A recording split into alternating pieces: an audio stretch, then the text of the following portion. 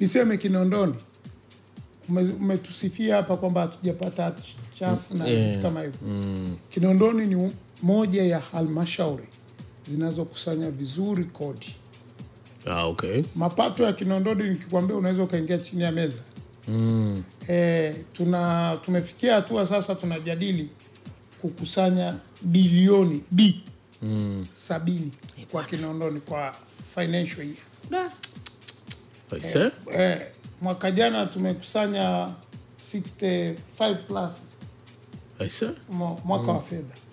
Na hii ndio inatusaidia kwa sababu tumefikia tuko kwenye 40% na kitu kujitegemea wenyewe. Okay. Kwa hiyo itafikia mahala tavuka 50 na kuendelea huko. 50 hata serikali kuu Samia akisema Kinondoni wajitegemee, tunaweza tukafika huko kwa sababu tunakwenda vizuri.